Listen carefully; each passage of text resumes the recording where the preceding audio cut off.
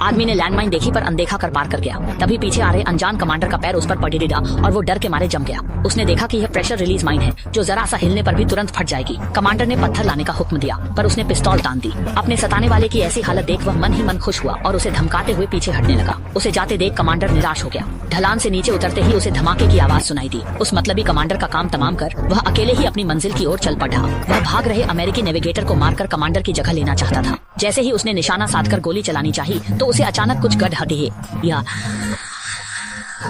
महसूस हुई।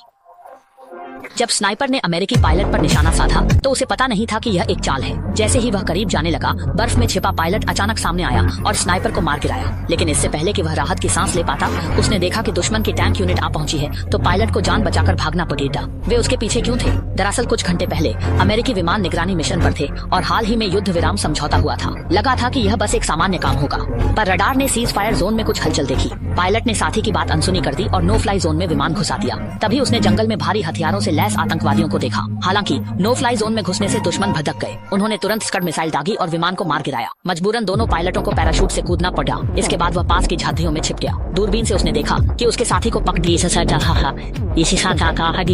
लिया गया है। तभी उन्होंने उस पायलट को गोली मार दी। गलती से उससे कुछ आवाज हो गई जिसे दुश्मनों ने सुन लिया। घबराकर वह जान हथेली पर रखकर वहां से भागा। फिर उसने साथी की मौत की खबर अपने अधिकारियों को दी। अधिकारियों ने उसे एक लोकेशन दी और कहा कि वहां स्पेशल फोर्स उसे लेने आएगी। लेकिन जनरल ने इस मिशन को रोक दिया क्योंकि अभी युद्ध विराम समझौता हुआ था। अब सेना भेजने से फिर जंग छिड़ सकती थी। मजबूर होकर अधिकारियों को बचाव का प्लान बदलना पड़ा। चांग को सीज फायर जोन से 100 किलोमीटर दूर पैदल निकलने का ऑर्डर मिला जिससे वो मन ही मन कोसने लगा क्योंकि वो वहाँ के इलाके से अनजान था। दुश्मन से बचना आसान नहीं था और मुसीबत तब बढ़ गई जब भागते हुए वो सड़ी हुई लशुन के ढेर में गिर गया। गनीमत ये रही कि जब दुश्मन वहाँ पहुंचे तो लशुन की बदबू से उनका दम घुटने लगा और उन्होंने तलाशी रोक दी। इस तरह चांगे की जान बाल बाल बची और खुद को छुपाने के लिए उसने चट्टान के किनारे पर ही आराम करने का फैसला किया। सुबह होने पर ही चांगे ने आगे बढ़ने की हिम्मत की लेकिन जब वो मीटिंग पॉइंट के करीब था तभी आतंकवादियों ने ऐलान किया कि उन्होंने दोनों पायलट्स को मार दिया है। जनरल ने जब उनकी मौत की खबर देखी तो तुरंत रेस्क्यू प्लेन को वापस लौटने का ऑर्डर दे दिया। जब चांगे वहां पहुंचा तो प्लेन वापस जा रहा था। उसने लगातार गोली चलाई पर उन्होंने यूज नहीं देखा। निराश होकर यूज पहाड़ पर वो मूर्ति दिखी जहां वो उतरा था